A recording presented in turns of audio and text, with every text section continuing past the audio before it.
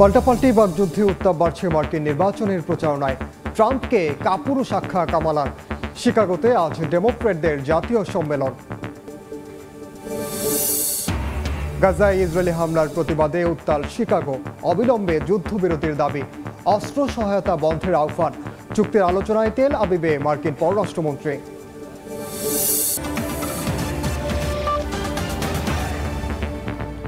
আন্তর্জাতিক সময়ের সঙ্গে আছি আমি ওমর ইনাল। শুরুতে দেশের খবর। এক আদালতে মামলা বিচারাধীন থাকার তথ্য গোপন করে সময় টিভি বন্ধ চেয়ে আরেক আদালতে রিট করা হয়। বিষয়টি নজরে আনা হলে বিচারপতি নাইমা হায়দার চৌধুরী বলেন তিনি জানতেন না। এদিকে আদেশের বিরুদ্ধে চেম্বার আদালতে যাওয়ার ঘোষণা দিয়েছেন সময় টিভির এমডি ও সিইওর আইনজীবী ব্যারিস্টার মাহবুব উদ্দিন খোকন। ইলিগাল একটা রেজুলেশন করেছে সিটি গ্রুপ যে তারা এমডি, তারা চেয়ারম্যান, এবং তারা এমডিকে বাইর করে দিচ্ছে। তো এই রেজুলেশন করছে, ওই রেজুলেশন চ্যালেঞ্জ করছে। কোম্পানি কোর্টে পেন্ডিং আছে, কোম্পানি কোর্টে অ্যাডমিট হয়েছে, এবং সেটা 22 তারিখে হিয়ারিং জন্য ফিক্সড আছে। আবার কিন্তু ওরা কন্টেস্ট করছিল সিটি গ্রুপ, কিন্তু এখানে এসে কোম্পানি কোর্টে এসে আবার সে খবর গোপন করেই বিস্তারিত না বলেই আবার আরেকটা রিট বেঞ্চে গেছে, সেখান থেকে তারা স্টে নিয়েছে। তো আমরা এটা তো যে সাপ্রেশন অফ ফ্যাক্ট, একই ম্যাটারে দুই কোর্টে যেতে পারে না, দুই কোর্টে যেতে পারেন না, এবং এটা সব কিছু সেটেল হবে কিন্তু কোম্পানি কোর্টে। ওনারা সাপ্রেস করেছেন। তো আমরা এটা এগেনস্টে সিটি গ্রুপের এই রিটের এগেনস্টে, অর্ডারের এগেনস্টে আমার ক্লায়েন্ট অ্যাপ্লিকেশনে যাবে, চেম্বার যাবে। ডেফিনেটলি তথ্য গোপন করে, সেটা তো একই ম্যাটারে অলরেডি কোম্পানি কোর্টে অ্যাডমিট করেছে, গ্রহণ করেছে, অ্যাডমিট হয়েছে কোম্পানি ম্যাটার, 22 তারিখে ফিক্স করা আছে হিয়ারিংয়ের জন্য। তারা আবার এটাকে রেখে যেহেতু এখানে রিসিজ করতে পারলো না, এবং এখানে বন্ধ করে দেওয়ার কোনো অর্ডার পেলো না, তারা আবার কিন্তু ওখানে গেছে অর্ডার দেওয়া, সাপ্রেস করে। একই প্লেয়ার ছিল যে বন্ধ করে দেওয়ার জন্য। কারণ কি, তারা হলো সিটি গ্রুপ একসময় আওয়ামী লীগকে ফাইন্যান্স করতো, আওয়ামী লীগের ব্যাকআপ করতো, ঠিক আছে। তারা ভয় পাচ্ছে তাদের 60-70টা ইয়েতে 60-70টা কারখানার মধ্যে ভাঙচুর হতে পারে। এই জন্য তারা এই কোম্পানি বন্ধ করতে চায়। এটা তো কোনো যুক্তি হলো না। এই কোম্পানি নিয়ে তুমি কথা বলো, আর তুমি অন্য কোনো অন্যায় করে থাকো, তোমার ভাঙবে, সেটা তো টেলিভিশন বন্ধ হবে কেন? আর এটা ইলিগাল কিন্তু রেজুলেশন করলে কেন তোমরা? তো আমরা ইন এনি কেস আমরা হাইকোর্টের অর্ডার এগেইনস্টে অ্যাপ্লিকেশনে যাবো আমরা, এবং এটা যত তাড়াতাড়ি সম্ভব আমরা পেপার পেলে, ডকুমেন্টগুলো পেলে, আজকে চেষ্টা করছি আজকে পেতে, ডকুমেন্টগুলো আজকে পেলে হয়তো কালকে ফাইল করে দেবো। এবার আন্তর্জাতিক সময়। পাল্টাপাল্টি বাগযুদ্ধে উত্তাপ ছড়াচ্ছে যুক্তরাষ্ট্রের আগামী প্রেসিডেন্ট নির্বাচনের প্রচারণা।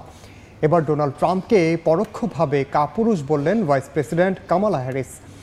সাবেক প্রেসিডেন্টের রাজনীতির উদ্দেশ্য শুধুই প্রতিদ্বন্দ্বীদের পরাস্ত করা বলেও অভিযোগ করেন কামালা। সোমবার শিকাগোতে শুরু হচ্ছে ডেমোক্র্যাটদের জাতীয় সম্মেলন। এখানেই চূড়ান্তভাবে প্রার্থী হিসেবে নাম ঘোষণা করা হবে কামালা হ্যারিসের। পেনসিলভেনিয়াতেই ট্রাম্পের সমালোচনায় মুখর ডেমোক্র্যাট কামালা হ্যারিস। রোববার পরপর কয়েকটি সমাবেশে যোগ দেন মার্কিন ভাইস প্রেসিডেন্ট। এদিন সাবেক মার্কিন প্রেসিডেন্ট ডোনাল্ড ট্রাম্পকে পরোক্ষভাবে কাপুরুষ বলেন কামালা। ট্রাম্পের নাম না নিলেও কামালার অভিযোগ, আগামী 5 তারিখের নির্বাচনে তার প্রতিদ্বন্দ্বী রাজনীতি হলো অন্যকে পরাস্ত করা। এই অঙ্গরাজ্যেই শনিবার সমাবেশ করেন রিপাবলিকান প্রার্থী ডোনাল্ড ট্রাম্প। কামালাকে আক্রমণ করেন বামপন্থীও উন্মাদ বলে। এমনকি টাইম ম্যাগাজিনের প্রচ্ছদে হ্যারিসের ছবির সমালোচনা করে বলেন, কামালার চেয়ে প্রচ্ছদে তাকে বেশি সুন্দর দেখায়। ট্রাম্পের প্রচার শিবিরের পাশাপাশি রিপাবলিকান সমর্থকরাও এমন বক্তব্যের সমালোচনা করছেন। তাদের দাবি, এসব মন্তব্যের কারণে হিতে বিপরীত হতে পারে। এরই মধ্যে দোদুল্যমান 4টি অঙ্গরাজ্যে ট্রাম্পের চেয়ে এগিয়ে রয়েছেন কামালা হ্যারিস। এদিকে স্থানীয় সময় সোমবার শিকাগোতে শুরু হচ্ছে ডেমোক্র্যাট দলের জাতীয় সম্মেলন। প্রস্তুতি সম্পন্ন হয়েছে। 4 দিনের এই সম্মেলনেই আগামী প্রেসিডেন্ট নির্বাচনে চূড়ান্তভাবে দলের প্রার্থী হিসেবে কামালা হ্যারিসের নাম ঘোষণা করা হবে, যেখানে উপস্থিত থাকবেন শীর্ষ নেতা থেকে শুরু করে হাজারো ডেমোক্র্যাট সমর্থক। এর আগে 1996 সালে শহরটিতে দলটির জাতীয় সম্মেলন হয়েছিল। রাহানুল রানা, সময় সংবাদ। গাজায় অবিলম্বে যুদ্ধবিরতির দাবিতে বিক্ষোভে উত্তাল যুক্তরাষ্ট্রের শিকাগো। স্থানীয় সময় রোববার ডেমোক্রেটিক ন্যাশনাল কনভেনশনের সামনে ফিলিস্তিনের পতাকা হাতে জড়ো হয়ে বিক্ষোভ করেন শত শত মানুষ। এ সময় অবরুদ্ধ গাজা উপত্যকায় ইসরায়েলি আগ্রাসনের তীব্র নিন্দা জানিয়ে তেল আবিবে যুক্তরাষ্ট্রের অস্ত্র সহায়তা বন্ধের দাবি জানান আন্দোলনকারীরা। সোমবার এই আন্দোলন আরও তীব্র আকার ধারণ করতে পারে বলে জানা গেছে। তবে ডেমোক্রেটিক পার্টির কনভেনশনকে ঘিরে যে কোনো অপ্রীতিকর ঘটনা এড়াতে নিরাপত্তা ব্যবস্থা জোরদার করা হয়েছে। কারো হাতে ফিলিস্তিনের পতাকা, কেউ দিচ্ছেন স্লোগান। স্থানীয় সময় রোববার যুক্তরাষ্ট্রের ডেমোক্রেটিক কনভেনশন হলের সামনে জড়ো হয়ে গাজার নিরীহ ফিলিস্তিনিদের পক্ষে স্লোগান দেন শত শত মানুষ। অবরুদ্ধ অঞ্চলটিতে ইসরায়েলি হামলা বন্ধের দাবি জানান তারা। হামাস ইসরায়েল যুদ্ধের শুরু থেকেই ইসরায়েলি বাহিনীকে অস্ত্র সরবরাহ করে মদদ দিয়ে আসছে যুক্তরাষ্ট্র। এমনকি দেশটির নাগরিকদের অনেক প্রতিবাদেও পিছপা হয়নি বাইডেন প্রশাসন। এবার তাই নির্বাচনী প্রচারণা চলাকালে গাজায় ইসরায়েলি বর্বরতা বন্ধে এবং ইসরায়েলকে অস্ত্র সরবরাহের বিরুদ্ধে আন্দোলনে নামেন সাধারণ জনগণ। গণহত্যায় মদদ দেওয়া বাইডেন প্রশাসনকে ক্ষমতায় দেখতে চান না তারা। And the genocide in Gaza and the siege on Gaza, and we need an arms embargo on Israel to completely stop sending weapons, stop sending aid to Israel. That is the first step of a ceasefire.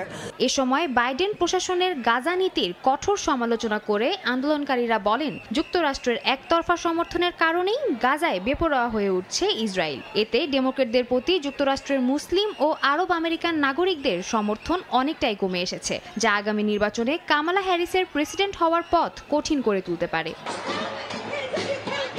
সম্মেলন চলাকালীন প্রতিদিনই আন্দোলনকারীদের মাঠে নামার সম্ভাবনা রয়েছে। Chicago শহর আরব American অধ্যুষিত হওয়ায় এই সম্মেলনে ফিলিস্তিনিদের সমর্থনে বড় ধরনের বিক্ষোভের আভাস পাওয়া গেছে। এর আগে 1968 সালে এই সম্মেলন চলাকালীন দাঙ্গার সম্মুখীন হয়েছিল যুক্তরাষ্ট্র। অতীতের কোনো পুনরাবৃত্তি যেন না হয় সে বিষয়ে সতর্ক রয়েছে নিরাপত্তা বাহিনী। সম্মেলন ঘিরে জোরদার করা হয়েছে নিরাপত্তা ব্যবস্থা।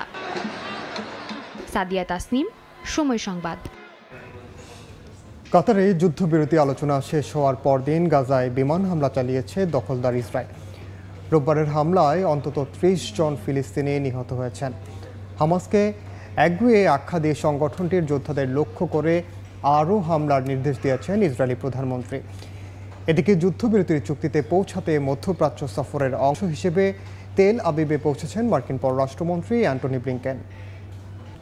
লেবাননে বোমা বিস্ফোরণে জাতিসংঘ শান্তিরক্ষা মিশনের অন্তত 3 সদস্য আহত হয়েছেন। স্থানীয় সময় রোববার দেশটির দক্ষিণাঞ্চলে জাতিসংঘের চিহ্ন সম্বলিত গাড়ির কাছে হঠাৎ বিস্ফোরণ ঘটে। এ ঘটনার পর জনসাধারণ ও শান্তিরক্ষীদের ক্ষতি হয় এমন তৎপরতা থেকে বিরত থাকার আহ্বান জানিয়েছে জাতিসংঘ শান্তিরক্ষা মিশন। গত বছরের অক্টোবরে ইসরায়েলি হিজবুল্লাহর করা রকেট হামলার পর থেকে লেবানন ইসরায়েল সীমান্তে উত্তেজনা বেড়েই চলেছে। দুপক্ষের পাল্টাপাল্টি হামলায় বাড়ছে হতাহতের সংখ্যা।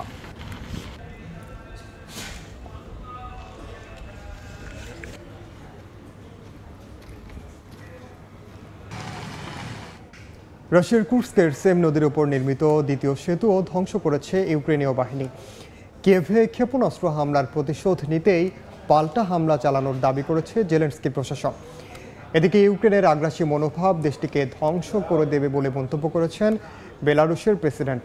আর রুশ ভূখণ্ডে ইউক্রেনের অনুপ্রবেশকে সন্ত্রাসী কর্মকাণ্ড আখ্যা দিয়ে নিন্দা জানিয়েছে উত্তর কোরিয়া। রুশ ভূখণ্ডে ঢুকে অভিযান চালানোয় ইউক্রেনের তীব্র নিন্দা জানিয়েছে উত্তর কোরিয়া। দেশটির সর্বোচ্চ নেতা কিম জং উন এমন তৎপরতাকে সন্ত্রাসী কর্মকাণ্ড হিসেবে আখ্যা দিয়েছেন। রাষ্ট্রীয় গণমাধ্যম KCNA জানায়, উত্তর কোরিয়া সবসময় রাশিয়াকে সমর্থন দিয়ে যাবে। এদিকে নিরাপত্তা উদ্বেগের কারণ দেখিয়ে ইউক্রেন সীমান্তে দেশের 1/3 সেনা মোতায়েন করেছে বেলারুশ। দেশের প্রেসিডেন্ট লুকাশেঙ্কো বিষয়টি নিশ্চিত করেছেন। তার দাবি, ইউক্রেনের আগ্রাসী নীতি দেখে নির্দিষ্ট কিছু পয়েন্টে সেনা মোতায়েন করা হয়েছে। ইউক্রেনের এমন মনোভাব দেশটিকে ধ্বংস করে দেবে বলেও মন্তব্য করেছেন বেলারুশের প্রেসিডেন্ট। এদিকে ওয়াশিংটন পোস্টের বরাতে রোববার এক প্রতিবেদনে জানা গেছে, যুদ্ধবিরতির আলোচনা করতে সম্প্রতি কাতারের মধ্যস্থতায় দোহায় বৈঠক করতে রাজি ছিল রাশিয়া ইউক্রেন। কিন্তু রাশিয়ার অভ্যন্তরে ইউক্রেনীয় বাহিনী আকস্মিক অভিযান শুরু করায় এ প্রক্রিয়া ভেস্তে গেছে। রাহানুল রানা, সময় সংবাদ। আন্তর্জাতিক সময় আরও থাকছে। শক্তিশালী 7 মাত্রার ভূমিকম্পে কেঁপে উঠল রাশিয়ার পূর্ব উপকূল। ঘুমন্ত আগ্নেয়গিরি থেকে লাভা উদ্গীরণ শুরু। পাকিস্তানে বৃষ্টি ও বন্যায় মৃতের সংখ্যা বেড়ে 195। আন্তর্জাতিক সময় আরও থাকছে। আবারও বেড়েছে রেমিটেন্স প্রবাহ। মালদ্বীপে বৈধ পথে টাকা পাঠাতে এক্সচেঞ্জ হাউসে প্রবাসীদের ভিড়। দেশের উন্নয়নে নতুন সরকারকে সহযোগিতার অঙ্গীকার। লেবাননে জ্বালানির অভাবে বন্ধ করে দেওয়া হচ্ছে দেশটির গুরুত্বপূর্ণ কয়েকটি বিদ্যুৎ কেন্দ্র। এতে দেশব্যাপী বন্ধ হয়ে গেছে বিদ্যুৎ সরবরাহ। বিপাকে পড়েছেন দেশটির সাধারণ মানুষ। লেবানন জুড়ে নেমে এসেছে অন্ধকার। জ্বালানি সংকটের কারণে বন্ধ হয়ে গেছে দেশটির কয়েকটি গুরুত্বপূর্ণ বিদ্যুৎ কেন্দ্র। এতে করে অচল হয়ে পড়েছে বিমানবন্দর, বন্ধ পানি সরবরাহ, পয়ঃনিষ্কাশন ব্যবস্থা সহ বিভিন্ন গুরুত্বপূর্ণ অবকাঠামো। থমকে গেছে জনজীবন। তবে লেবাননের বিদ্যুৎ বিভাগের এই দুর্দশার ইতিহাস নতুন নয়। 2021 সালেও দেশটিতে দেখা দেয় চরম বিদ্যুৎ সংকট। যদিও কিছুদিনের মধ্যেই সে সংকট কাটিয়ে ওঠে দেশটি। এবার আবারও একই ধরনের পরিস্থিতির মুখোমুখি হয়েছে লেবানন। সংকটকালীন এই সময়ের আগেও লেবানন যে বিদ্যুতের স্বয়ংসম্পূর্ণ ছিল তা বলা যায় না। অনেক আগে থেকেই দিনে মাত্র কয়েক ঘন্টার জন্য বিদ্যুৎ পেতেন বাসিন্দারা। দেশটির বিদ্যুৎ খাতের এই অবস্থা তাদের অর্থনৈতিক ও প্রশাসনিক দুরবস্থারই প্রতিফলন বলা যায়। ভুল ব্যবস্থাপনা এবং দুর্নীতিতে জর্জরিত লেবাননের অর্থনীতি, যার সরাসরি প্রভাব দেখা যাচ্ছে বিদ্যুৎ খাতে। গত 30 বছরে দেশটির প্রধান বিদ্যুৎ কেন্দ্রে অঢেল পরিমাণে অর্থ বিনিয়োগ করেছে সরকার। তবুও এখন পর্যন্ত প্রায় 1.5 বিলিয়ন মার্কিন ডলারের ঋণ রয়েছে প্রতিষ্ঠানটির নামে, যা দেশটির মোট ঋণের প্রায় 40%। সাদিয়া তাসনিম, সময় সংবাদ। শক্তিশালী 7 মাত্রার ভূমিকম্পে কেঁপে উঠল রাশিয়ার পূর্ব উপকূলীয় অঞ্চল। প্রশান্ত মহাসাগরে এ ভূমিকম্প অনুভূত হয়। এতে কোনো প্রাণহানি কিংবা ক্ষয়ক্ষতির খবর পাওয়া যায়নি। তবে ভূমিকম্পের কারণে রাশিয়ার 2টি শহরে ঘুমন্ত আগ্নেয়গিরি হঠাৎ সক্রিয় হয়ে উঠেছে। শুরু হয়েছে লাভা উদগীরণ। স্থানীয় সময় রোববার ভোরে হঠাৎ ভূমিকম্পে কেঁপে ওঠে রাশিয়ার কামচাটকা উপদ্বীপ। অঞ্চলটির প্রধান নৌঘাটির কাছে 7 মাত্রার এই শক্তিশালী ভূমিকম্প আঘাত হানে। মার্কিন ভূতাত্ত্বিক জরিপ সংস্থা USGS জানায় ভূমিকম্পটির গভীরতা ছিল প্রায় 18 মাইল নিচে। সেই সঙ্গে এর কেন্দ্রস্থল ছিল পেট্রোপাভলস্ক ও কামচাটস্কি থেকে প্রায় 102 কিলোমিটার পূর্বে। ভূমিকম্পের পরপরই অঞ্চলটির বাসিন্দাদের নিরাপদে সরিয়ে নেওয়া হয়। সুনামি সতর্কতা জারি করা হলেও পরে সেই ঘোষণা প্রত্যাহার করে নেওয়া হয়। স্থানীয়রা জানান, বড় ভূমিকম্প অনুভূত হওয়ার পরই বেশ কয়েকটি ছোট ভূমিকম্প অনুভূত হয়। আমি কাবিকো নদীর ওপর ব্রিজের উপর আছি। এটি দৃশ্যমান যে ছাইয়ের একটি স্তর প্রায় 2 থেকে 3 মিলিমিটার পড়ে গেছে এবং ছাই পড়া এখনও অব্যাহত রয়েছে। এর থেকে পোড়া গন্ধ ছড়াচ্ছে। আমরা প্রচন্ড কম্পনে ঘুম থেকে জেগে উঠি। ঠিকমতো পোশাক পরারও সুযোগ পাইনি। দ্রুত সিঁড়ি দিয়ে নিচে নেমে যাই। শক্তিশালী ভূমিকম্পের কারণে রাশিয়ার বন্দর শহরের একটি ঘুমন্ত আগ্নেয়গিরি সক্রিয় হয়ে ওঠে। শুরু হয় লাভা উদগীরণ। আগ্নেয়গিরিটির অবস্থান পেট্রোপাভলস্ক ও কামচাটস্কি থেকে 280 মাইল দূরে রাশিয়ার পূর্বাঞ্চলীয় উপকূলীয় শহরে। শহরটিতে প্রায় 1,80,000 মানুষের বসবাস। অগ্ন্যুৎপাতের কারণে এরই মধ্যে শহরটিতে জারি করা হয়েছে সতর্কতা। অর্জিতা শেজিন, সময় সংবাদ। পর্তুগালের পর্যটন কেন্দ্র মাদেইরাতে দাউ দাউ করে জ্বলছে দাবানল। স্থানীয় সময় বুধবার এলাকাটিতে হঠাৎ দাবানল ছড়িয়ে পড়ে। তবে এখন পর্যন্ত কোনো হতাহতের খবর পাওয়া যায়নি। প্রাণহানি এড়াতে এরই মধ্যে 1.5 শতাধিক বাসিন্দাকে নিরাপদে সরিয়ে নেওয়া হয়েছে। আগুন নিয়ন্ত্রণে দমকল বাহিনীর কয়েকশো কর্মী বিরামহীন কাজ করে যাচ্ছেন। তবে তীব্র বাতাস ও শুষ্ক আবহাওয়ার কারণে আগুন নিয়ন্ত্রণে আনতে চরম বেগ পেতে হচ্ছে দমকল কর্মীদের। এরই মধ্যে অঞ্চলটিতে দ্বিতীয় সর্বোচ্চ সতর্কতা জারি করেছে স্থানীয় প্রশাসন।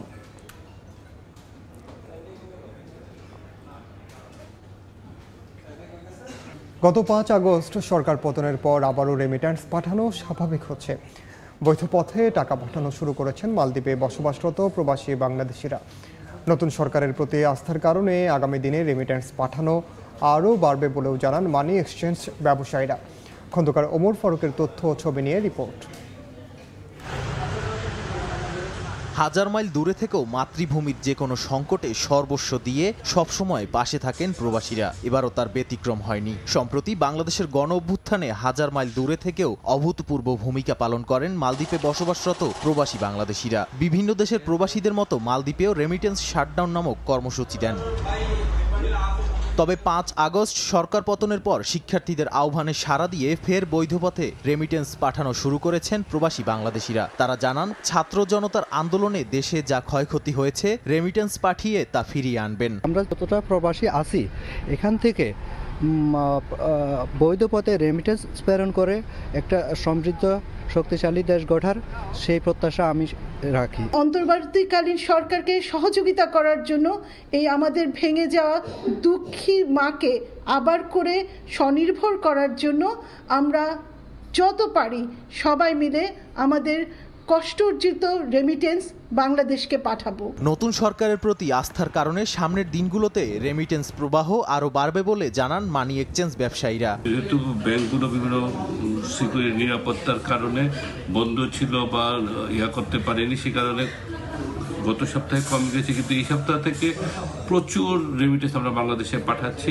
নতুন সরকারকে সহযোগিতার জন্য প্রবাসী ভাইয়েরা দিনের দিন আরও উন্নতি করবে এই আশায় আমি ব্যক্ত করি। যেহেতু আমি ওয়েস্টার্ন ইউনিয়নে চাকরি করি, বেলাটা হয়েছে, আমি দেখতেছি অনেক দিন ধরে আগের চাইতে বিপুল বাড়তি আমাদের কাস্টমার। ডক্টর মোহাম্মদ ইউনুসের নেতৃত্বে গঠিত অন্তর্বর্তীকালীন সরকারকে নিয়ে দেশবাসীর মতো প্রবাসীদেরও আশা আকাঙ্ক্ষা কম নয়। বিমানবন্দরে হয়রানি বন্ধেরও দাবি জানান তারা। সময় সংবাদ, মালদ্বীপ। আন্তর্জাতিক সময়ের শীর্ষ সংবাদ জানিয়ে দিচ্ছি আরেকবার। পাল্টাপাল্টি বাকযুদ্ধে উত্তাপ বাড়ছে মার্কিন নির্বাচনের প্রচারণায়। ট্রাম্পকে কাপুরুষ আখ্যা কামালার। শিকাগোতে আজ ডেমোক্রেটদের জাতীয় সম্মেলন। গাজায় ইসরায়েলি হামলার প্রতিবাদে উত্তাল শিকাগো। অবিলম্বে যুদ্ধবিরতির দাবি, অস্ত্র সহায়তা বন্ধের আহ্বান। চুক্তির আলোচনায় তেল আবিবে মার্কিন পররাষ্ট্রমন্ত্রী।